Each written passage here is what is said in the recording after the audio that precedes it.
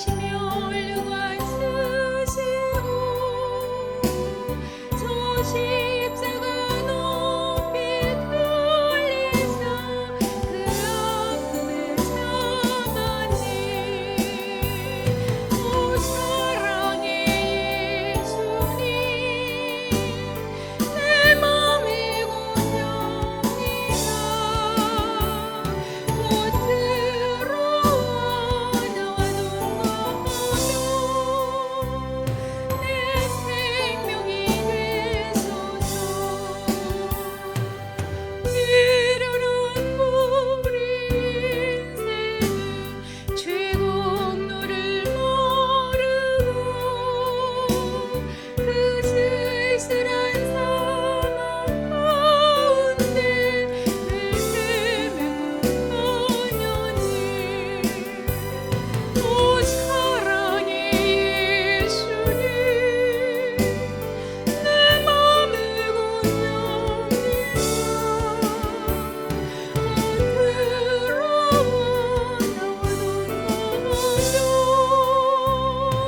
내 생명이 되소서.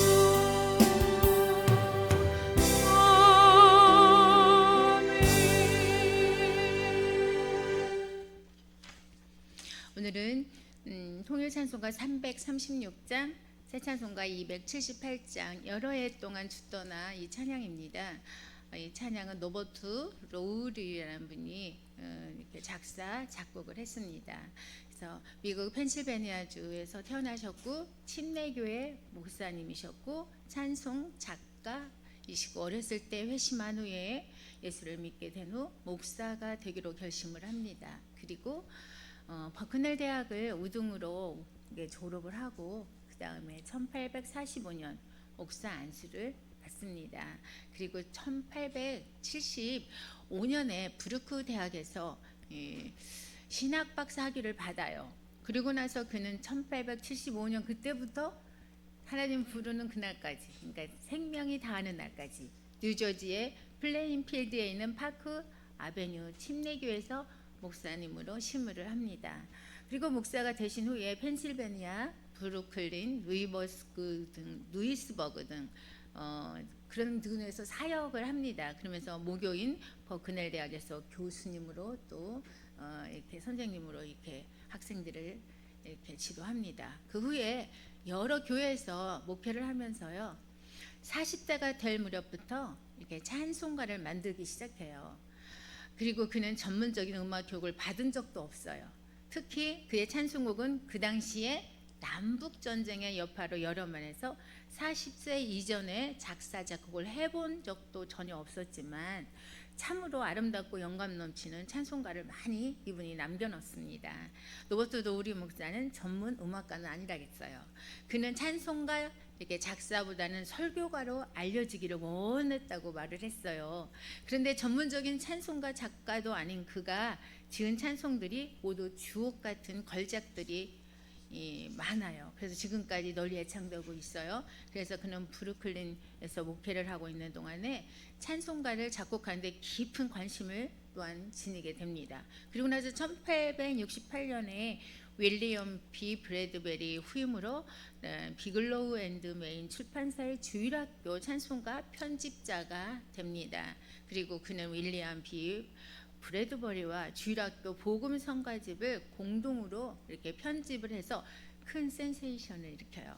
그리고 그 이후에도 찬송가 저작과 출판에 정열을 쏟습니다.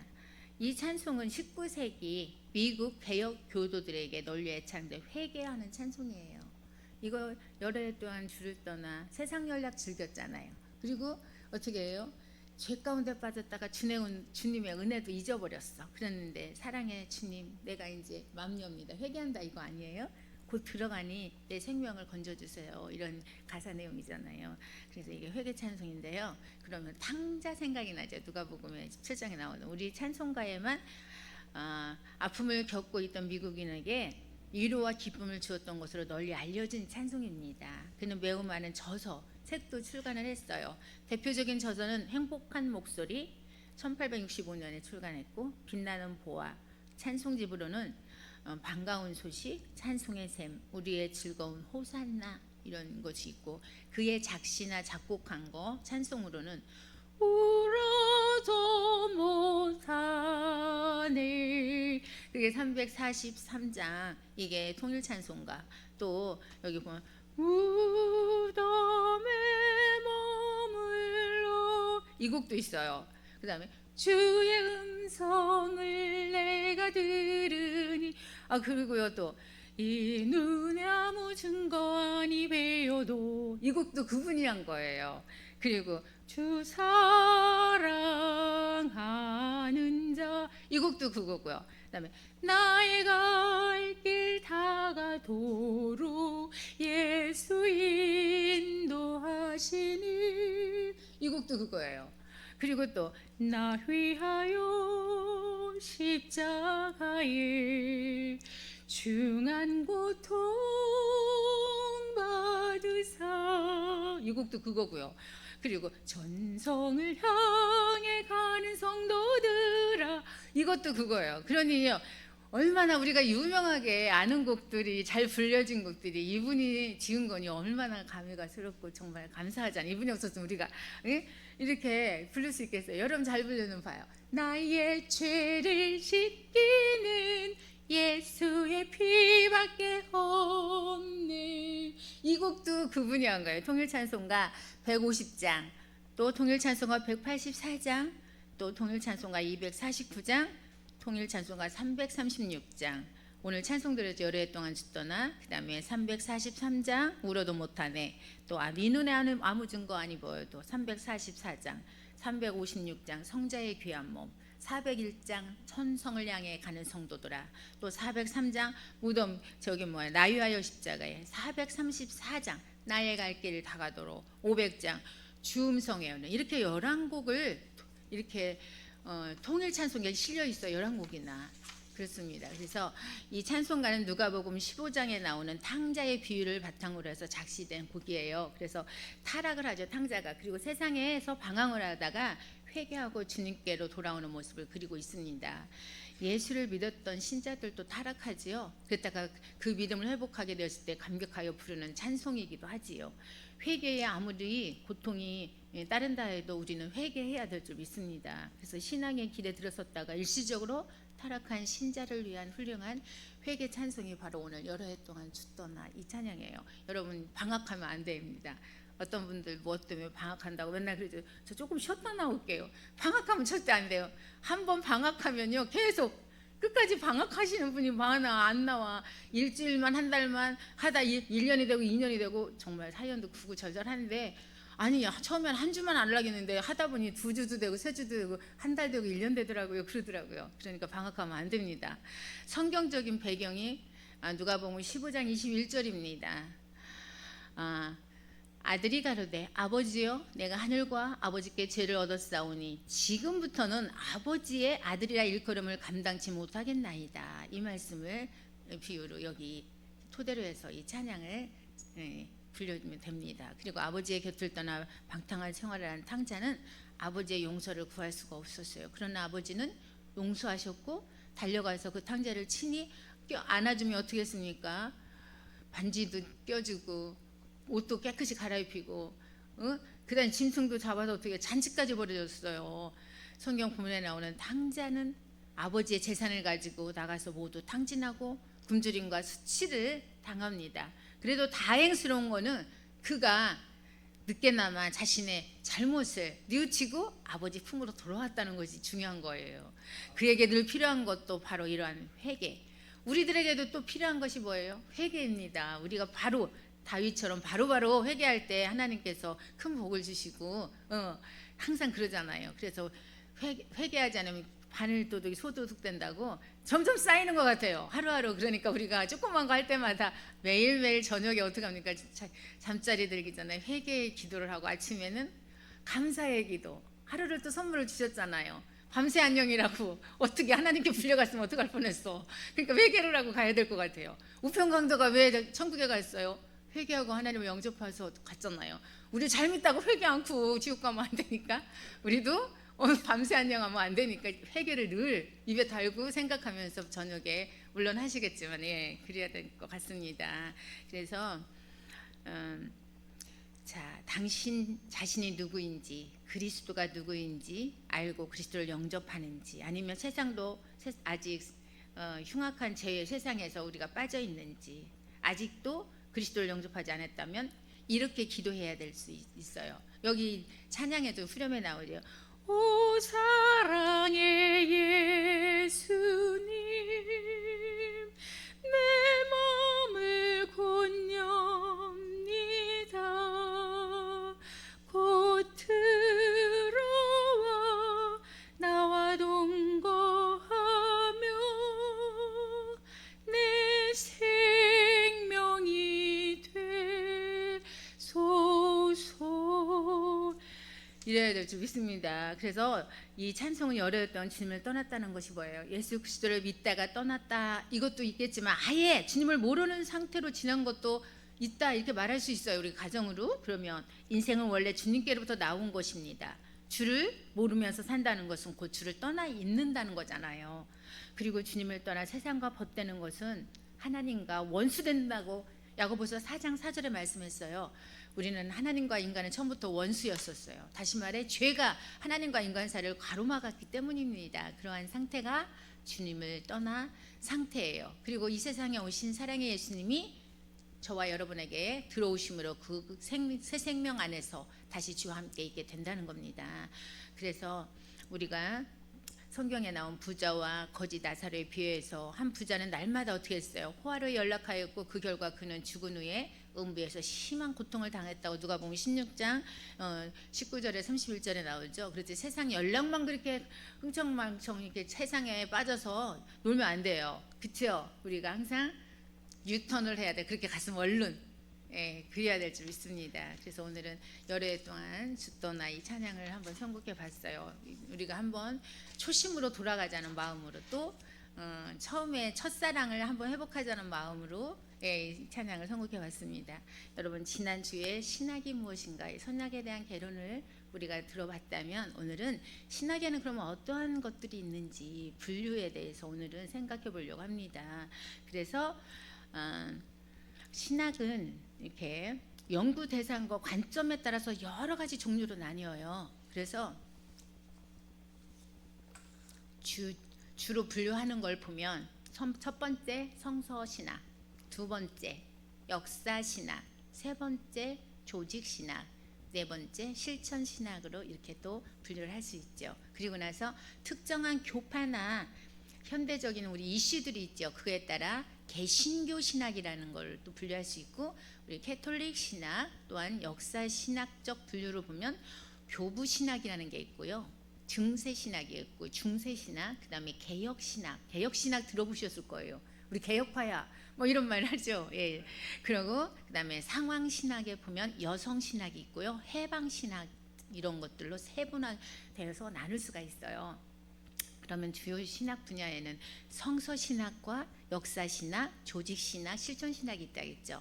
그러면 성서신학은 뭐냐? 성경의 본문과 그 배경과 문화를 연구해 갖고요, 구약과 신약으로 다시, 그게 성경이 어떻게 돼 있고 성경이 구약과 신약으로 다시 나누지요. 이런 것들을 성서신학에서 이제 다루는 신학입니다. 그리고 역사신학은 히스토리죠. 기독교의 역사와 교리사의 변천 과정을 연구하는 거예요. 그리고 교회사나 교리사를 중심으로 하는 게 바로 역사신학이에요. 조직신학은 뭐예요? 많이 들어는 보셨을 거예요. 조직신학은 거기에 성서신학, 역사신학 등의 연구한 결과를 종합을 해요. 그래가지고 포괄적이죠. 다 종합하니까 기독교의 교리를 또 체계적으로 정립하는 학문이에요. 그래서 하나님론, 신론이라고 그러죠. 또 기독론, 기독교가 뭔지 알아야 될 거 아니야. 왜 기독교가 어떻게 됐는지, 그 다음에 성령론, 이런 걸 다루는 게 기타 등등 많이 있어요.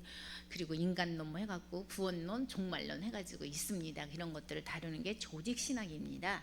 그렇다면 실천신학은 뭐냐? 이 성경적인 근거를 이거 바탕으로 해서 기독교의 공동체적인 실제적인 현장에서 여러분이 이제 목회 생활할 때 필요한 거예요. 그런 관련된 분야들을 연구합니다.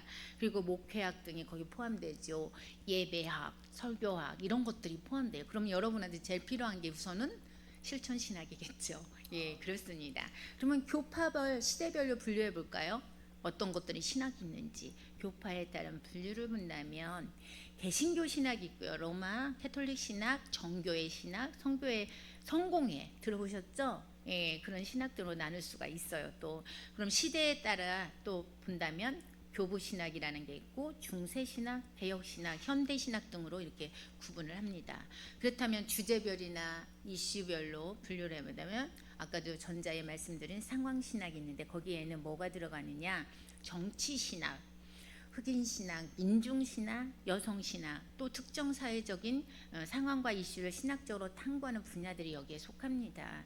기타 또 신학이 있는데 뭐가 있느냐? 비교 종교학 여러분 들어보셨죠? 거기 기타에 들어가는 신학에 속하는데 비교 언어학도 있고요. 이런 것들이 신학에 또 이렇게 속합니다.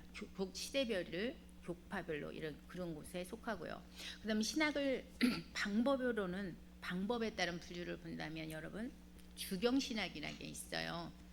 거기에는 창조주인 하나님이 친히 주신 계시 성경을 기반으로 기독 신학을 이렇게 연구하는 신학을 말하는 게 바로 주경 신학입니다. 그리고 총론으로서 성서 고고학이나 성서 언어학, 신구약 총론이나 정경론이나 해석학 그런 것들을 여기서 다루지요. 그리고 나서 성서 주석학이라는 게 있고 성서 신학에는 뭐가 있냐? 구약, 신약, 신약 이런 것들이 거기에 속합니다. 그리고 역사 신학은 기독교의 역사를 다루는 모든 그 기독교 역사에 대한 모든 영역을 연구하는 과정을 말합니다. 그리고 거기에는 성서적 역사, 그러면 성경사나 성경 교리가 거기에 속하고요. 교회의 역사는 교회사나 교리사, 신조학, 교부학, 기독교 역사신학, 기독교 역사 철학, 기독교 사상사, 선교 역사 이런 것들이 그 역사 신학에 속하는 거예요. 그리고 조직 신학이란 기독교 신앙의 여러 주제들 하나님, 신론이죠. 인간론, 그다음에 그리스도, 그다음에 구원, 교회, 종말 이런 것들을 성경과 교회사에 나타난 다양한 자료들을 종합해요. 그리고 논리적이고 체계적인 방법으로 정리하고 서술하는 바로 학문적인 걸 연구하는 게 조직신학입니다. 성경 곳곳에 흩어진 가르침을 모아서 신론, 기독론, 구원론과 같이 특정 주제에 대한 체계적인 가르침으로 조직하는 것이 특징이고요.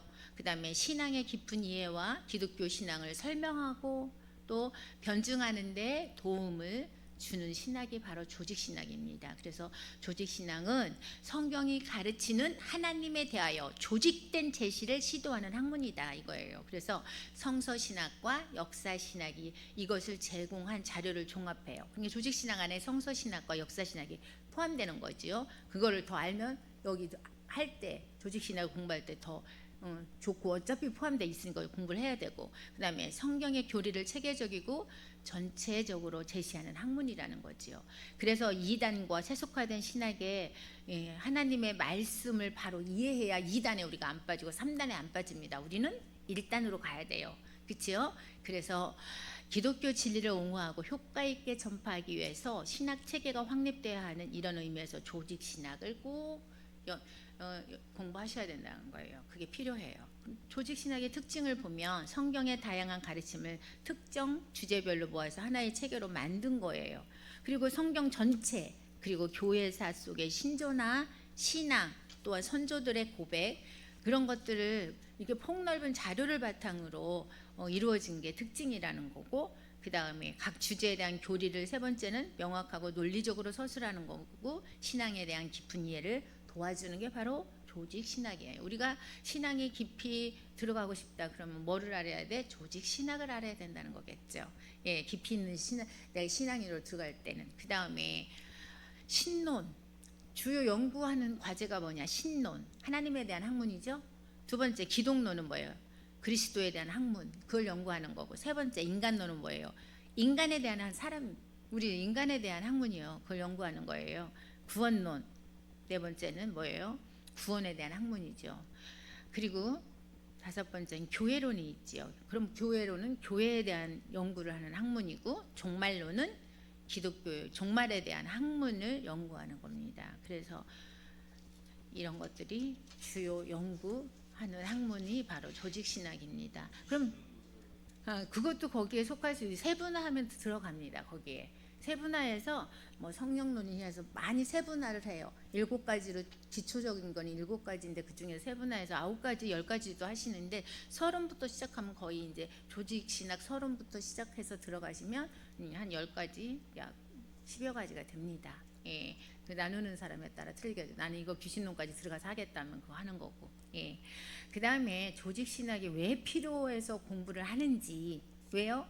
첫 번째, 신앙이 깊이가 있어야 되니까, 신앙이 이제 많이 깊어지는 것을 확장하기 위해서. 그러니까 성경의 여러 중요한 사상들을 체계적으로 배우면서 신앙의 깊이를 더 해주기 위해서 조직신앙이 필요한 거고.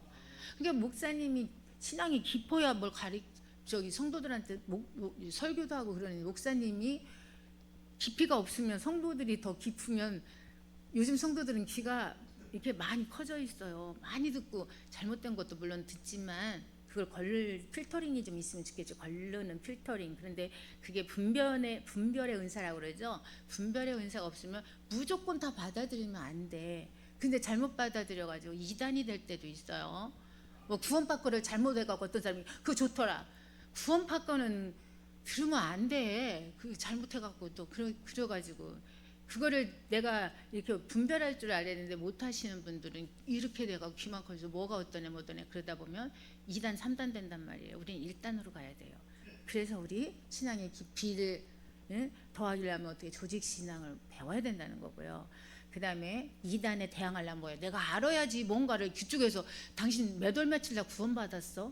여러분 몇 월 며칠 날 구원받아? 예수를 믿고 예수를 믿는 순간 구원받는 거지. 응? 그렇잖아. 예수님을 영접하는 자, 그 사람이 구원을 받는 건데, 영접을 안 하면 그 날짜 뭐 며칠 몇 월 며칠이라고 정해져 있습니까? 그런 이상한 말 듣고 나 몇 월 며칠 날 구원받았을까 또 엉뚱하게 또 생각하는 사람이 있어. 그러니까 어떻게 알으려면, 이단한테 대항하려면 그 사람들은요 성경을 딱 한 구절만 갖고 들이대잖아요. 우리는 한 구절 갖고 하면 2단 3단 됩니다. 전체를 파악할 줄 알아야죠. 전체를. 그래서 이 깊이 있는 신앙, 그 다음에 이단에 대해서 대항하려면 조직신앙을 뭐예요? 신학을 꼭 공부를 해야 되고, 기독교 신앙을 바르게 세우고 설명하는 데 중요한 역할을 합니다. 내가 정체성이 확실해야지. 잘못 이것도 아니고 저것도 아니고 흐리멍텅하면 안 되잖아요. 그치요?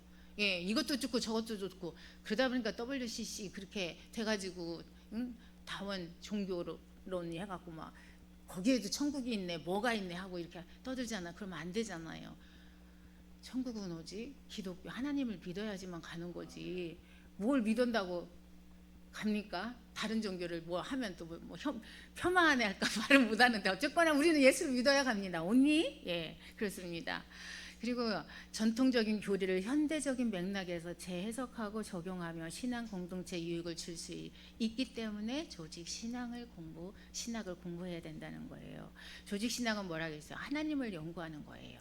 그래서 하나님이 피조물, 그리고 특별히 인간과 그의 상태, 그리고 인간과의 관계에서 하나님의 구속 사역을 이해하려고 우리가 이걸 배우는 겁니다. 그리고 신학은 뭐예요? 성경적이어야 돼요. 딴 걸로 하면 안 됩니다. 그리고 신학은 조직적, 체계적. 그래서 조직 신학 이렇게 돼 있죠. 그 다음에 신학은 또한 일반 문화와 학문의 주제들의 기원이나 과학이나 심리학, 역사, 철학과 섭리 등과 관련이 또한 돼 있습니다. 그래서 기독교 이렇게 저 목사님들 보면 철학가, 철학 박사 막 이러잖아요. 우리도 다 알아야 돼요. 뭘 하려면 목사님이 모르는 게 없어야 돼요. 성도가 바라고 갑자기 재판을 하고 뭘 하는데 거기에 대한 용어들도 좀 알아야 되고, 뭘 알아야 가르쳐주는 나온 거. 그래요 기도학교만 하면 되겠어요. 뭔가 알아야 이렇게 해보시면 좋을 것 같고, 누구를 만나면 좋을 것 같고, 어떤 사람이 좋고요 뭐 이렇게 설명해주고 좀 해줘야 되지 않겠습니까? 그래야 성도도 정말 하나님 목사님을 통해서 이렇게 해서 너무 감사하다고 위로도 받고 그러지. 이런 저런 것도 없으면 얼마나 힘들어. 목사님 정말 많은 걸 아셔야 돼. 박식하셔야 돼. 다양하게. 왜 그냥 책을 이것저것 많이 또 아셔야 되고, 예, 읽어야 되고. 그냥 성경, 물론 온리 성경은 기본이에요. 성경은 근데 성경만 파고든다. 좋아요. 그렇지만 다른 것도 아셔야 돼요. 사회적인 모든 그런 것들을 또 흘러가는 모든 것도 또 아셔야 되고. 근데 저는 요즘 안 합니다. 텔레비를 안 보니까 볼 게 없어. 너무 힘들어서 텔레비 안 봐요. 그러니까 대충 그냥 필요한 것만 이렇게 큰 아웃라인만 보고 그냥 큰 것만 보고 마는데, 예. 근데 그러면 안 돼요. 다 알아야 돼요. 어떻게 돌아가는지 알아야 우리가 대항을 하는데, 예, 그렇습니다. 그래서 또 신학은 실천적이어야 돼요. 또 그렇죠? 이거 알으면 뭐예요? 가만히만 있으면. 행함이 없는 믿음은 죽은 믿음이라고 했잖아요. 실천하셔야 돼요. 그 다음에 두 번째는 조직 신학의 이제 정의가 뭔가 보면 기독교 진리를 체계적으로 해명하고 변증하고 보다 성경적으로 수립해 나가는 학문이 바로 조직 신학입니다. 그래서 거기에는 뭐가 있느냐, 나누자면 분류하자면 교의학 이게 있어요. 교의학은 뭐냐, 이제 교리학의 삼위일체론, 신론, 그다음에 인간론, 기독론, 성령론, 구원론, 교회론, 천사 마귀론, 종말론. 아까 뭐 귀신 얘기하시는 내용이 나옵니다. 그런 것들이 교의학에 이제서 배우고요. 그다음에 조직 신학하면 통상 다루는 주제가 뭡니까? 계시, 그다음에 삼위일체, 거기 하나님, 인간, 그리스도, 구원,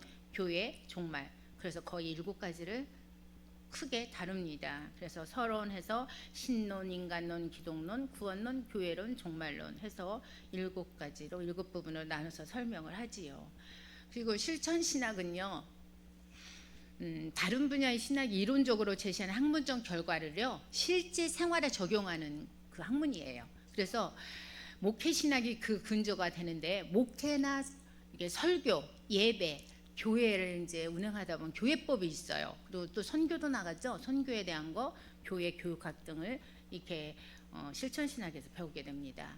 그리고 19세기 초반부터 학문적 논의가 시작되어서 후반에 실증적인 연구가 깊어진 게 바로 실천 신학입니다. 그래서 그게 깊어지다 보니 20세기에 와서는 이론보다는 실용주의적인 학문으로서 발전해요. 그리고 20세기 중반부터 그 위치가 굳혀지기 시작합니다. 학문다운 면모와 위치가 굳혀진 게 바로 20세기 중반부터는 그렇게 확고하게 됐습니다. 그래서 신학이 목회적 돌봄에서 발현되어야 한다는 관점에서 시작된 목회 신학이 바로 실천 신학.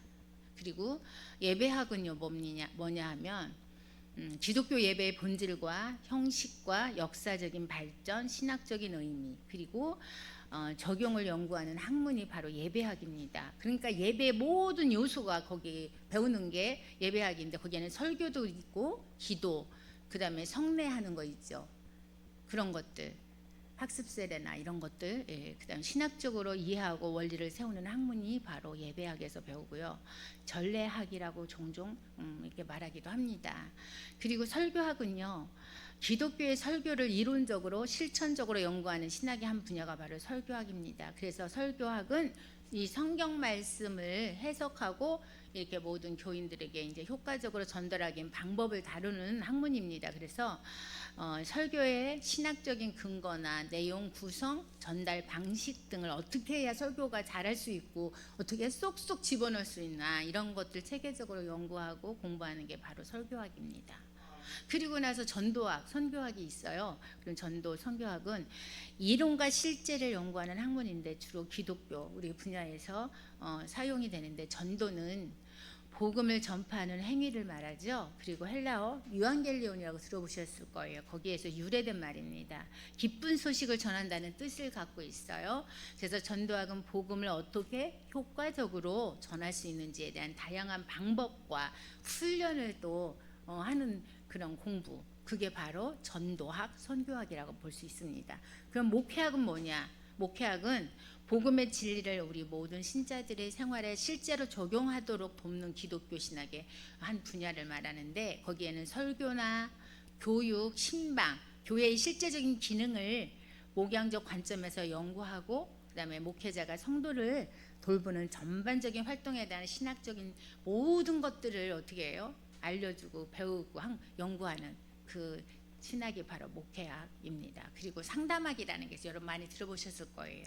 상담학은 뭐예요? 사람이 겪는 심리적인 거, 정서적인 거, 또 사회적인 문제를 해결하고 그 개개인의 성장과 발달을 촉진하는 과정에 대해 연구하는 학문이 바로 상담학이에요. 그러면 상담자하고 내담자, 그 상담자와 상담하는 자,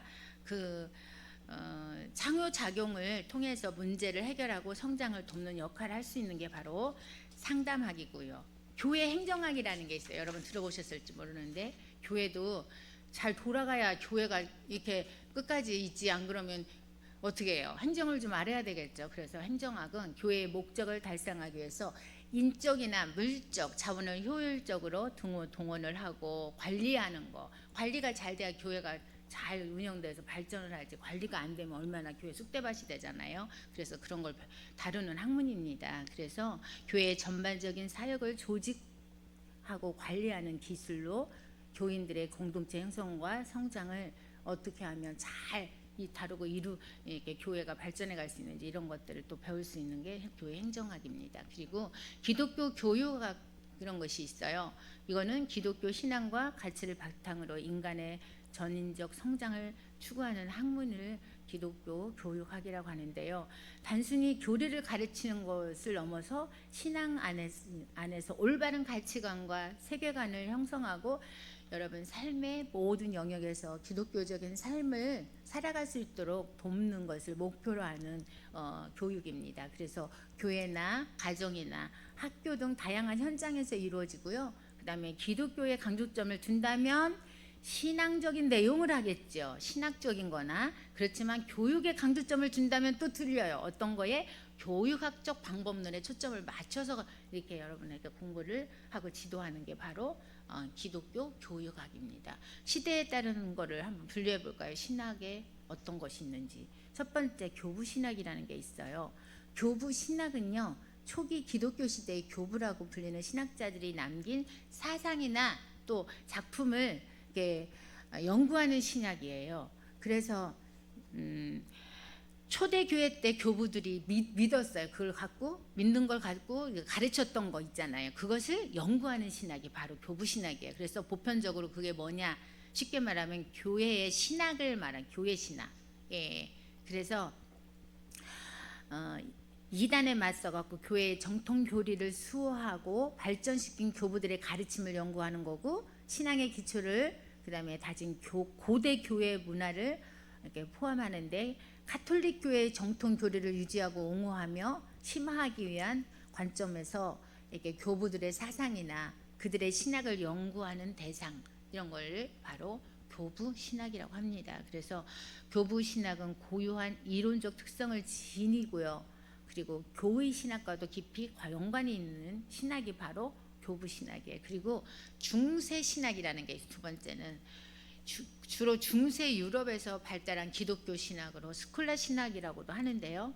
이것은 신학적인 질문에 답하기 위해서 철학과 이성을 신앙과 결부시켜서 논리적이고 이게 체계적으로 탐구하는 사상이고, 이게 스콜라는 뭐냐, 중세의 수도원 학교를 지칭하는 말인데요. 거기서 유래가 됐어요. 그래서 주요 목적이 신앙과 이성의 조화를 이루게 하기 위한 것이다, 이 학문 중세 신학은. 그리고 개혁 신학이라는 게 있습니다. 개혁 신학은 16세기 종교 개혁이 뿌리를 둔 기독교 신학이에요. 그래서 성경의 권위나 하나님의 주권이나 은혜에 의한 구원을 강조한 것이 바로 개혁 신학입니다. 그래서 칼뱅주의 들어봤죠? 칼뱅주의를 기반으로 합니다, 개혁 신학은. 그래서 오직 성경이라는 원칙에 따라 신학의 근거를 성경에 두어요. 그리고 하나님의 절대적인 주권과 선택, 그리고 구원이 하나님의 은혜로 이루어진다고 가르쳐줘요. 하나님의 은혜, 하나님의 은혜로 구원이 이루어진다. 네, 칼뱅의 기반으로. 그래서 개혁신학은 기독교를 성경이 가르치는 바에 따라 바로잡으려 했던 개혁자들의 신학, 그래서 칼뱅주의라고도 해요, 개혁신학을. 그래서 성경의 권위를 인정해서 성경에서 가르치는 근본적 교리를 믿고 그 위에 신학을 세운 것이 바로 개혁신학이고, 개혁주의는 기독교의 유실론이며 가장 순수하고 고상하고 복음주의적인 신학사상이라고 볼 수가 있죠. 그러면 네 번째는 현대 신학입니다. 이렇게 시대에 따른 분류는 네 가지로 하는데 마지막 네 번째 현대 신학은 계몽주의 위에 등장한 신학입니다. 그래서 이성이나 경험, 그다음에 그리고 당대의 철학을 강조해 갖고 현대 사회와 문화의 맥락에서 신학을 재해석하려는 것을 현대 신학이라고 해요. 그래서 현대 신학은 정통적인 신앙에 대한 회의와 변화하는 이 시대적 상황에 반응을 해가지고 신학적 방법론을 전환하고 인간의 종교적 경험과 시대 정식을 중시하는 특징을 지니고 있어요. 그러면 견해에 따른 분류를 보면 어떤 생각을 갖고 있는 거에 따라 두 가지로 이제 우리가 분류를 하는데, 칼빈주의 들어봤죠? 첫 번째. 두 번째는 알미니안주의라고 여러분 들어봤을 거예요. 그래서 칼빈주의는 장로교 신학의 체계가 바로 칼빈주의잖아요. 그리고 칼빈주의는 16세기 개신교 종교 개혁가인 장 칼맹이라고 들어봤죠. 장 칼맹과 그의 추종자들이 발전시킨 신학이에요. 그래서 그걸 체계로 해서 하나님의 절대적 주권을 강조하는 기독교 사상을 말합니다. 그래서 칼맹주의는요, 개혁주의라고도 불리고요, 인간의 구원을 포함한 모든 영역에서 하나님의 통치를 강조하는 세계관이자 신학 사상을 말하는 겁니다. 그리고 알미니안주의는 뭐냐? 감리교, 성결교, 구세군 들어보셨죠? 이들이 가지고 있는 신학 체계가 바로 알미니안주의예요. 알미니안주는요, 네덜란드 신학자 야코부스 아르미니우스의 이름을 따가지고요, 개신교 신학 사상인 알미니안주의를 가리키는 건데, 이 사상은 뭐냐? 칼맹주의의 엄격한 예정론, 칼맹주의 예정론이 있죠. 이거에 반대해갖고 인간의 자유의지와 보편적인 구원의 가능성을 강조하는 것이 특징입니다. 그래서 구원은 하나님의 은혜와 인간의 믿음 모두에 의해 이루어진다, 이렇게 본다, 이렇게 말을 한 거예요. 그게 알미니안주의가 17세기 초 화란의 네이던 대학의 신학 교수로 있었던 알미니아누스와 칼빈주의적이며 자유주의적인 신학 입장을 지지하고 추종하는 사람들의 일련의 신학적 체계를 이렇게 말하는 건데, 이들이 하나님과 인간의 죄와 구원에 있어서 하나님의 주권과 인간의 자유의지를 서로 대립시켜서 신인 협력, 그 구원관을 이 사람들이 다시 가지고 있는, 그런 구원관을 가지고 있는 거예요. 신과 인간이 한꺼번에 자유의지와 하나님의 은혜로 우리는 구원받을 수 있다, 이렇게 협력해서 그런 거고요. 용어를 한번 볼까요? 개혁신학, 아까 설명해드린 것 같고, 교역신학이라는 게 있어요. 교역신학, 이거는 목회신학의 안수 교역자인 이거는 목사의 직과 기능을 논하는 신학인데요. 목회신학이 이렇게 목사직과 기능을 논한다면, 교역신학은 뭐냐? 목사의 이해뿐만 아니라 평신도 전체의 교역을 주제로 삼아서 연구하는 게 바로 교역신학이에요. 그래서 교회가 이렇게 주의 이렇게 이름으로 행하는 모든 일들을 연구의 대상으로 삼기 때문에 교회의 교역 이렇게 경험들은 교역 신학의 출발점이 된다고 볼 수가 있어요. 그러면 근본주의라는 게 있는데, 펀더멘털리즘 디얼러지라고 하는데, 근본주의, 이거는 근본주의 신학이라는, 근본주의라는 건 1850년 유럽에서 들어왔어요. 그래서 자유주의 신학에 반발을 했습니다. 그래서 기독교의 전통적인 신앙을 지키고자 하는 운동, 자유주의가 배척한 핵심적인 구속 교리들을 근본 원리로 현대주의를 반대하고 전통적인 전통신앙을 추구하는 것, 그걸 주장하는 신학이 바로 근본주의고요. 율법주의라고 오해받을 정도로 성경 말씀을 문자적으로 해석하려고 고집하는 신학사상으로 성경의 축자 영감설이나 그리스도의 동정녀 탄생이나 그리스도의 대속적인 죽음이나 그리스도의 육신의 부활, 그리스도의 재림을 기본 명제로 삼고 있는 신학이 바로 근본주의입니다. 그리고 목회신학이라는 게 있어요. 패스토럴 디얼러지라고 있죠. 실천신학에 속하는 분야죠. 실천신학의 목회학이라고 있잖아요. 예, 그래서 목회하는데 이제 어떻게 하는 거지, 그런 걸 이론적인 모든 것을 다룬 것이 바로 목회신학이고요. 이게 논리 중심이 아니고 뭐예요? 활동 중심. 실제 현장에서 할 수 있는 거, 신학을 연구하는 게 바로 목회 신학이에요. 그래서 이게 우리가 목회 일을 하려면 이거는 필수적으로 배우는 건 좋겠죠. 예. 예. 그래서 심리적인 관점도 심리적인 것도 잘 알아야 돼. 상대방의 심리도 알아야 되거든요. 그래서 영혼을 돌보는 일에 중점을 두는 거잖아요. 우리 목회 하시는 분들은 이에 관한 이론적이나 실제적인 부분을 다루는 것이 바로 목회 신학입니다. 그리고 민중 신학이라는 게 있어요. 그래서 민중 디알러지라고 하는데 1970년대 한국의 그리스도인의 정치적이나 사회적 전기나 뭐냐, 이게 바로 자유주의 그리스도인들이 체험을 정신적이나 사회적으로 해석한 거예요. 그것을 정신적으로는 이렇게 해석하고 그 다음에 사회적으로는 이렇게 된 것이다 그리고 해석한 것이 바로 민중신학인데, 민중신학은 한국적 신학이고 이렇게 경제적인 착취, 남미가 겪어온 이렇게 경제적인 착취나 대외 의존관계의 구조에서 출발한 해방신학과 다소간의 차이가 있는데, 해방신학과 민중신학의 역사적인 배경을 본다면 이 두 가지 신학이 역사적으로 연관은 되어 있다는 거예요. 그래서 보수주의 신학이 있는데 컨서버티브 디발러지라고 하는 디알러지라고 하는데, 역사적 기독교의 본질적인 신앙과 교리를 옹호하고 지키는 신학이에요. 그래서 진보주의 혹은 자유주의 신학과 대립되는 사상이 바로 보수주의예요.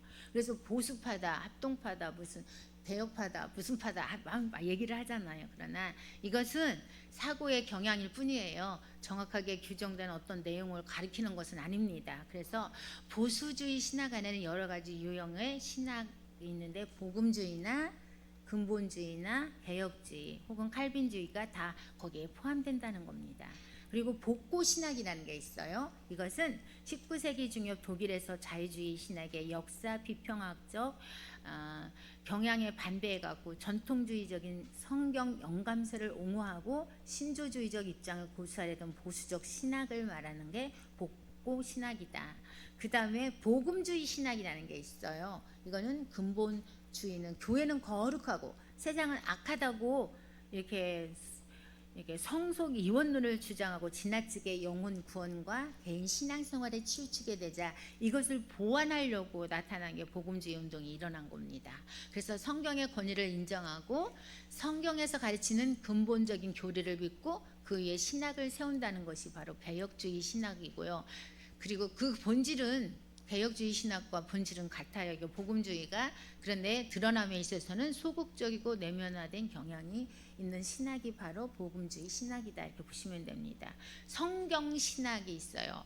비오리컬 디알러지라고 있죠. 그런데 철학이나 현대 사상가들의 논의를 따르지 않고 성경에 게시된 사실만을 중심으로 신학을 연구한 게 바로 성경 신학입니다. 그래서 혼자 성경을 읽을 때 모순이 있어 보이는 기독교 진리를 알기 쉽게 정리한 신학이다 보면 돼요. 혼자 성경을 보다 보면 좀 막히고 힘든 게 있을 거 아니에요. 그럴 때 성경 신학을 공부하면 되겠죠. 예, 그래서 성경에 나타난 하나님의 자아계시의 과정을 취급하는 주경 신학의 한 분야라고 보면 됩니다. 그리고 실존주의 신학이 있어요. 이거는 실존주의적 신학을 구축한 사람은 볼트만이잖아요. 그의 관심은 어떻게 이미 되어진 것이 현재의 가능성으로 과거의 계시가 현재의 명제로 또 그 본질을 현재의 실존적으로 바꾸는가에 있습니다. 그래서 볼트만은 성경을 영감된 책이 아니고 인간적인 산물로 이렇게 본다고 했어요. 그러면 볼트만의 신학은 모든 신학적 명제가 실존적으로 해석되고 또 표현될 때만 진료가 된다, 이 뜻인데, 볼트만의 이 실존적인 신학은요, 그리스도의 죽음과 부활 또는 승천과 재림을 완전히 부인하고 복음의 본질을 파괴한 게 바로 실존주의 신학입니다. 조금 알아두면 좋은 거예요. 그러니까 모르면 힘든 거, 알으면 뭐든지 그게 이렇게 된 거구나 이렇게 하는데, 그래서 2단이 와도 3단이 와도 물리칠 수 있는데, 예, 그렇습니다. 그리고 역사신학이라는 게 서두에서 조금 약간 제가 설명해 드렸는데, 역사신학은 시간의 흐름에 따라 신학이 발전하잖아요. 그리고 교리가 형성되어 왔어요. 그리고 교회 회의나 뛰어난 신학자의 개인적 진술들을 토대로 신학을 연구하는 게 바로 역사 신학입니다.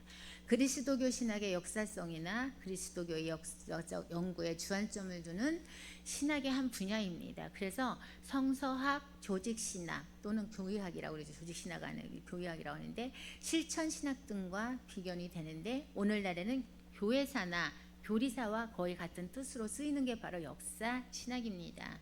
그리고 자유신학이라는 게 있어요. 자유신학. 자유주의 신학자들은요, 전통주의 신학자들과는 달리 이성을 중요하게 생각하기 때문에 성경에 나온 내용이라도 이성에 맞지 않으면 아주 거부를 합니다. 그리고 예수를 예수가 완전히 인간이자 도덕적인 이상형으로 생각하고 민중신학, 해방신학의 거기 그런 유형이다 보면 돼요. 그리고 주경신학은 몇 번씩 말씀드렸지만 성경을 해석한 결과들을 모아요. 그리고 여러 가지 기본적인 신조나 교리들을 만들어요. 그거 가지고. 그리고 성령께서 계시하신 성경 계시의 역사적 발전과 과정을 연구하기도 하는 것으로 연구하는 것을 그 임무로 삼아요. 그러니까 전통적인 신앙에 있어서 성경신학은 주경신학을 위한 하나의 보조 자료에 지나지 아니하는 학문으로 자리매김되고 있는 것이라고 보면 되겠죠. 그리고 중세신학은요, 또 앞전에 설명해 드렸지만 교회가 세상과 짝하면서 부패해졌을 때의 신학인데 흔히 스콜라 신학이라고 부른다고 했습니다. 그래서 중세의 철학은 곧 신학이었기 때문에 그것은 스콜라 철학이다. 그리고 스콜라 철학이라고 불렸고 중세에 있어서 철학의 본부는 이미 정해진 이렇게 교회의 그리고 철학적 방식으로 설명하고 그것을 그다음에 변증하고 또 조직화하는 것이기 때문이다. 이렇게 그런 걸 연구하고 공부하는 게 바로 중세 신학입니다. 이거 칼빈주의는 아까도 좀 말씀드렸는데 일명 개혁주의 신학이죠. 1618년 11월 도르트 총회에서 알마니안주의를 이단으로 정죄하고 5가지 교리를 진리로 결정합니다. 그리고 이 5가지 교리는요, 장로교나 또는 칼빈주의 대표적인 교리, 칼빈의 5대 강요가 그때부터 되기 시작한 거예요. 왜 이런 일이 생겼느냐? 이게 이제 여러분이 들어봤는지 몰라요. 전적 타락. 이거 들어보셨죠? 첫 번째, 인간은 원죄로 인해 전적으로 타락했다. 그러므로 자신이 스스로 믿고 구원을 받을 수가 없다는 거죠. 두 번째, 무조건적 선택. 하나님은 우리가 믿을 것을 보시고 선택한 것이 아니라 무조건 선택하기 때문에 구원을 받는다 이거고, 세 번째는 제한적 속죄. 그리스도의 속죄는 하나님의 백성들만을 위한 속죄이다. 결코 모든 사람을 위한 속죄는 아니다 이거죠. 그리고 네 번째는 불가항력적 은혜라고 그러죠. 그래서 하나님께서 구원하시기로 작정한 사람은 구원의 은혜를 거절할 수 없으며 결국 구원받게 된다. 그럼 결론 뭐야? 예정론이라는 거겠죠. 그 다음에 5번째는 궁극적 견인. 한 번 예수를 믿고 구원받은 성도는 결코 타락하는 법이 없다. 하나님은 어떤 환경 속에서도 버리지 않고 끝까지 지켜주신다. 이게 5가지입니다. 그리고 해방신학이라는 거는요, 라틴 아메리카의 특정한 역사나 사회적 상황을 배경으로 하여서 출현한 혁신적인 신학 체계의 신앙의 가르침을 가난한 자들과 억압하는 자들의 삶에 연관시키려는 신학 사상으로 남미에서 초기 기독교 선교사가 소수 독재자 편에 가담함으로 말미암아서 그에 대한 반작용으로 단순히 시작되었어요. 그러다가 1960년 후반에 들어와서 독자적인 영역을 구축하기 시작한 게 바로 해방신학입니다. 최신 개신교의 동향을 보면 여성운동, 평화운동, 생태운동 많이 들어보셨죠? 연대운동 이런 것으로 나타난 게 바로 해방신학이에요. 억압과 철폐를 위한 방법론으로 정치에 대한 깊숙이 개입을 합니다. 그리고 계급투쟁이나 정당한 폭력 등을 정당화하는 경향이 있어서 논의의 쟁점이 되고 있는 신학이 바로 해방신학의 좀 위험 수위에 좀 다다르고 있는 것 같아요. 그리고 현대신학은 인간의 이성과 철학적 논의를 가미한 현대신학자들의 논의를 중심으로 해서 연구하는 신학이고, 전통신앙을 현대인에게 이해하도록 나름대로 해석을 시도한 신학이 바로 현대 신학입니다. 그래서 종교의 보편성을 강조하면서 기독교 외에도 구원의 길이 다른 종교에 있다고 하는 종교 다원주의 들어보셨죠? WCC라는 거. 젊은이들 사이에 인기를 끌고 있는 뉴에이지 또 들어보셨을 거예요. 이런 것도 현대 신학의 또 다른 모습들이에요. 그러니까 우리가 알아두면 좋겠죠. 그래서 여러분들이 이런 것이 용어가 이런 것도 있구나. 알미니안주의는 네덜란드 대형 교회 목사이자 신학교 교수였던 알미니우스가 기존 교리를 부정하는 이론을 주장해서 많은 사람들이 그를 따르게 되었어요. 이들은 알미니안이라고 부릅니다. 그런 사람들을. 그래서 알미니우스가 죽은 이듬해 1610년에 알미니안 주의자들은 네덜란드 정부의 벨직 신앙 고백서와 하이델베르크 요리문답을 있죠. 예. 그리고 이걸 수정돼야 한다고 주장하면서 항의서를 제출하게 됩니다. 그래서 알미니안 주의자들이 주장한 것은 이런 거예요. 예정이란 하나님이 세상에 기초를 놓기 이전에 예수를 믿는 자들을 구원하기로 결정하신 것이라고 해서 예정론을 모호하게 정해서 예지예정이다 이렇게 말했고요. 두 번째는 예수님은 선택된 자들만 위해 돌아간 것이 아니고 인류 전체를 위해 돌아가셨다. 무제한적 속죄다 하고 이렇게 말을 했고, 세 번째는 자신들은 인간의 자유의지를 강조하고 원죄 그리고 그리스도의 구원, 세례 등을 부정하여 이단으로 정죄받은 펠라기우스주의자가 아님을 밝히기 위해서 인간의 자력으로는 선행은 할 수 없고 그것을 위해서는 하나님의 은혜가 필요하다고 주장하는 거예요. 그리고 네 번째는 그러나 그런 하나님의 은혜는 인간이 거부할 수는 없다. 이렇게 거부할 수도 있다. 이렇게 말하는 거고 하나님의 은혜를. 그 다음에 다섯 번째, 성경은 성도들 구원의 보장에 대해 분명한 입장을 밝히고 있지는 않다. 이렇게 말한 거예요. 이게 알미니안 주의자들의 주장이에요. 개혁교회는 뭐냐? 이 주장은요 1618년 11월부터 1619년 5월까지 개최한 토르투 회의에서 거절되었어요. 그래서 알미니안주의 5가지 오류에 대한 잘못된 거에 대한 개혁주의 입장을 5가지로 또 다시 이렇게 말을 하면서 어떻게 공표를 하면서 이것을 인정하지 않으면 이단이다. 너희들은 알미니안주의는 이단이다라고 정죄를 합니다. 그래서 칼빈주의는 뭐라 했느냐? 첫 번째, 전적인 부패. 그건 뭐 인간의 전적인 무능력이죠. 알미니안주는 뭐라 그러냐? 자유의지다. 인간의 능력이다. 이렇게 반박을 하죠. 두 번째, 무조건적 선택이다. 이건 뭐냐? 하나님의 절대 주권에 있다. 그러니까 알미니아는 뭐라 하느냐? 야, 조건적 선택이야. 이렇게 말해요. 그리고 뭐래? 믿음을 조건으로 한다는 거야. 믿고 안 믿고 믿음을 조건으로 한다. 그 다음에 세 번째는 제한된 속죄다. 그러니까 칼빈주의에서 제한된 속죄다 하니까 특별한 구속입니다. 이렇게 하니까 알미니안주의는 그거는 보편적인 구속이다. 인류 전체를 위한 속죄이기 때문에 그렇게 말했고요. 네 번째, 저항할 수 없는 은혜다 하니까 알미니안주의는 은혜를 거부할 수 있다. 이렇게 말했어요. 그리고 다섯 번째, 성도의 견인은 믿는 자들의 궁극적인 구원에 대해서 말을 하니까 알미니안주의는 은총으로부터의 타락이 가능하다. 하나님의 은총에 이렇게 또 반발하는 그런 얘기를 또 합니다. 그래서 하지만 알미니안주는 현대 이래까지 그 영향력을 크게 확장해 왔어요. 그럼에도 불구하고 맨날 이단이다 뭐다도 감리교 교리는 알미니안과 상당한 유사점을 갖고 있어요. 그래서 감리교 하면 알미니안주의구나 알미니안이구나 이렇게 말을 하잖아요. 그래서 조금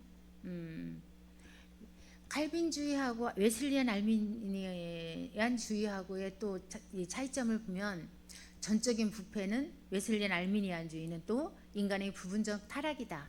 또 무조건적 두 번째 선택이다 하니까 신인 협동에 의한 구원이다. 신과 인간의 합작품이다. 그 구원이라는 게 이렇게 말한 게 바로 웨슬리안 알미니안주의예요. 또 그 다음에 세 번째는 제한된 속죄다 하니까 이건 아니다. 웨슬리안 알미니안은 보편적인 속죄다. 이렇게 말하고 그 다음에 네 번째 저항할 수 없는 은혜다 하니까 은혜를 거부할 수 있다. 이렇게 말하면서 다섯 번째 성도의 견인은 웨슬리안 알미니안은 확신할 수 없다. 구원이 상실할 수도 있다. 이거예요. 그래서 칼빈주의는요. 가톨릭 교회의 행위 구원론적인 행터의 개혁을 부르짖으며 시작한 이론이잖아요. 그치요? 그거 구원을 돈 주고 살 수 있다는 거 아니다 해갖고 이게 다 일어난 거잖아요. 사람들은 행위 구원을 그러니까 면죄부를 그게 샀잖아요. 행위 구원이라는 뭐예요? 선행을 좋은 일을 많이 하면 간다 뭐 이런 말 많이 하면서 응? 돈 있으면 또 그걸 또 사고 자신이 구원에 이를 수 있는지에 대한 많은 염려를 가지고 살고 있었잖아요. 이에 대해서 칼빈이 뭐라 그랬어요? 이신칭의의 말씀을 근거로 하나님의 구원에 대해 확신을 갖고 생활하도록 가르치고, 이것은 토르토에서 이렇게 교리를 이렇게 확립합니다. 그게 뭐예요? 인간의 전적 무능력 또는 전적인 타락. 예, 5가지로 TU 그 다음에 LIP라고 해서 이렇게 약자로 그 5가지를 교리를 이렇게 정해서 말하잖아요. 칼빈주의에.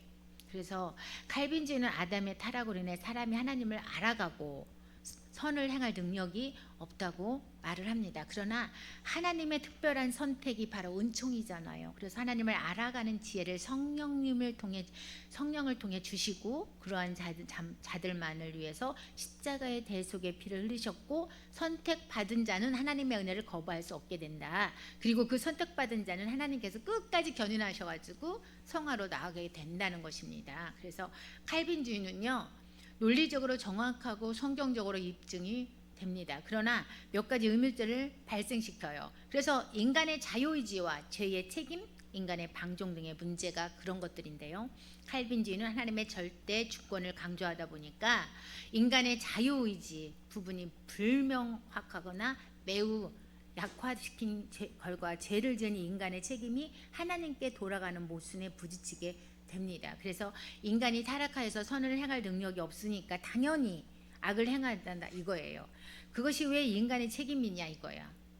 바로의 마음을 강팍하게 해갖고 하나님을 대적했잖아요. 왜 그것이 바로의 죄가 되냐 이거야. 하나님이 강팍하게 했지 않느냐. 그게 바로는 죄가 아니다 이렇게 또 반박을 하는 거예요. 칼빈주의는 이것을 토기장이의 비유를 통해서 또 설명했잖아요. 토기장이가 한 그릇은 귀 또는 한 그릇은 천이 쓰도록 만들 수 있다. 그릇을 2개 만들어 하나는 천하게 쓰고 하나는 귀하게 쓸 수도 있다 이거잖아요. 이것은 하나님의 절대 주권적인 문제다. 구원받은 성도는 이것을 하나님께 따질 위치에 있는 것이 아니다. 우리가 어떻게 하나님께 따져? 그렇잖아요. 구원해 주신 특별한 은혜에 감사할 위치에 있다라고 설명을 칼빈주의가 이제 이렇게 설명을 합니다. 그리고 또 하나 문제는 인간의 방종 문제예요. 하나님께서 구원하기로 작정한 백성은 끝까지 견인해 주심으로 중간에 인간이 어떠한 범죄를 저지르더라도 구원이 취소되지 않는 문제인데, 이것은 구원파만의 잘못된 교리가 아니에요. 구원파는 한 번 구원받았으면 구원받는다고 막 그러잖아요. 무슨 짓을 해도. 현대의 많은 그리스도인들의 잘못된 구원관입니다. 그 잘못 받아들이면 안 됩니다. 그러나 이것은 칼빈주의를 크게 오해한 그거예요. 이미 예정됐으니까 예정론에 나는 뭔 짓을 해도 구원파가 아니더라도 뭔 짓을 해도 구원을 받는다. 근데 구원파 주장이 뭐예요? 뭔 짓을 해도 구원을 이미 됐으니 한 번 받았으니까 끝까지 간다는 건데 그거 잘못하면 안 되겠죠. 그래서 칼빈주의는 하나님이 예정하신 이렇게 자는 하나님의 은혜 안에서 완전하게 타락한 모습으로는 갈 수 없다고 말해요. 비록 죄의 부패한 요소 때문에 때때로 죄에 빠져 일시적인 심판을 자초할 수는 있으나 모든 것이 합력하여 선을 이루신 하나님의 은혜 안에서 성화되어 갈 수밖에 없다고 말을 합니다. 우리는 자녀가 누구를 닮아요? 부모를 닮죠. 하나님은 어떤 분이 사랑이시고 깨끗하시고 거룩거룩 하십니까? 우리가 보자 하나님의 자녀니까 우리가 깨끗해져야 되고 거룩거룩 성화돼야 되겠죠. 닮아가야 되겠죠. 그럼 어떻게 합니까? 매일 제가 말씀드린 회개해야 돼요. 생각으로 지은 죄, 보면서 지은 죄, 말하면서 들은 죄, 들으면서 지은 죄, 손과 발로 행하면 이렇게 가지 말아야 될 거 간 거, 하지 말아야 될 거 했던 거, 우리가 맨날 회개할 수밖에 없습니다. 그렇지 않습니까? 그래서 이걸 뒤집어 말한다면 전적으로 타락한 사람, 하나님의 말씀을 사랑하지 않고 인내하지 않는 자는 하나님의 예정에서 벗어난 자라는 것이 증명된다는 거지요. 그러므로 인생의 마지막까지 말씀에 대한 순종과 인내의 끈을 놓칠 수 없고, 이는 높은 도덕적 수준을 유지하는 근본이 되어 인간의 방종을 막는다 이거예요. 그리고 알미니안주의는 뭐예요? 칼빈주의보다 인간의 자유를 좀 더 강조한 거예요. 자유롭다 이거예요. 그래서 1610년 위텐보게르가 칼빈주의 교리를 반박하기 위해서 5개 조항을 이렇게 내놓았는데, 첫 번째는 하나님의 은총이 없이는 선을 행할 수 없는 자연적 무능력자다. 그 다음에 2번째, 예지에 기초한 조건적 선택이다. 3번째, 인간의 개인적 믿음에 의해 제한되는 보편적인 속죄 공로. 그다음에 네 번째는 선행적인 은총이다. 그다음에 다섯 번째는 조건적인 견인이다. 이렇게 말했어요. 그래서 알미니안주의 또한 인간이 선을 행할 능력이 없음을 인정합니다. 그러나 하나님께서 모든 것을 아셔요. 누가 믿음을 선택할지 미리 알고 계시고요. 그런 자들에게는 선을 행할 수 있는 선행 은총을 주셔서 하나님을 믿도록 하신다는 거예요. 그러나 인간은 이것을 무시하고 하나님의 은총을 거부할 수 있고 구원받지 못하는 책임을 인간에게 이렇게 가지게 된다 이거죠. 하나님께서는 모든 사람을 위해서 대속의 피를 흘리시고 어떻게 했어요? 사람을 기다리고 계셔요. 그런데 어떻게 돼요? 인간이 믿지 않음으로 또는 믿었다가 믿음을 버림으로 구원에서 멀어질 수 있음을 말하고 있는 게 바로 그 말이에요. 그래서 알미니안주의는 인간의 선택을 강조하고 있는 거예요. 그리고 이는 필연적으로 현재의 구원을 확신할 수는 있지만 미래 어느 시점에서 내가 믿음을 버릴 가능성을 열어두고 있어서 미래의 구원은 확신할 수가 없다. 당신이 천국을 진짜 갈지 안 갈지는 나중에는 모른다. 지금은 잘하고 있어서 하지만 갈 수 있겠지만 미래는 모른다. 당신이 어떻게 변할지. 그러므로 현 시점에서 늘 성경을 묵상하고 성경을 지키는 노력이 있어야 구원시킬 수 있다. 이렇게 말하는 게 알미니안주예요. 네. 그런데 칼빈주의 한번 구원받은 백성 하나님의 견인론의 구원의 취소가 될 수 없다고 믿어서 마음대로 방종하는 것을 경계해서 나온 이론이에요. 구원파하고는 좀 다릅니다. 칼빈주의하고는. 그래서 방종하지 말라는 거죠. 그래서 우리 항상 회개해야 돼요. 예. 그래서 알미니안주는 침례교에서 받아들여졌고 미국에서 빌리그레암, 무디 등의 유수한 부흥사를 배출해냈어요. 그리고 한국교회에 큰 영향을 미치게 됩니다. 현재 한국 장로교회는 알미니안주를 이단시하는 경향이 있어요. 빌리그레암, 무디를 따르려 하는 모순적인 태도가 있는 것인데 웨슬리주의라고 한번 볼까요? 웨슬리주의는 웨슬리 본인이 말한 것과 같이 알미니안주의에 속해 칼빈주의를 비판하고는 있으나 한편으로 칼빈주의와 같이 알미니안주의를 비판하고 그 가운데 균형을 찾으려고 노력하고 있는 게 바로 웨슬리주의입니다. 그래서 웨슬리는 자유의지로 믿음을 만들 수 없다고 하는 데서 이단으로 정제된 펠라기우스와는 다릅니다. 그래서 하나님은 항상 기다리고 계시고 인간이 어느 때나 선택할 수 있다고 하는 알미니안주의와는 또 다르게 전적으로 하나님께서 믿음을 이렇게 발생시킨다고 보고 있어요. 그리고 믿음은 하나님께서 주시는 주권적인 행동이지만 인간은 자유의지로 거부할 수 있다는 점에서 칼빈주의와도 또 달라요. 그래서 웨슬리주의는 알미니안주의의 도덕적 행위들을 지키면서도 오직 믿음에 의한 구원이라는 이신칭의의 원리를 지키고자 노력하는 겁니다. 그래서 조금 아까 제가 서두에 좀 말씀드린 칼빈주의, 알미니안주의 비교와 또한 웨슬리안, 알미니안주의 이거 칼빈주의하고 이렇게 비교한 것들을 아까 말씀드렸습니다. 그리고 감리교회의 알미니안 사상은 존 웨슬리가 창시한 그래서 감리교의 핵심 교리잖아. 그래서 웨슬리안 여기 말씀드린 웨슬리안 알미니안주의 그게 바로 이제 감리교 이렇게 사상 그거 말하는데.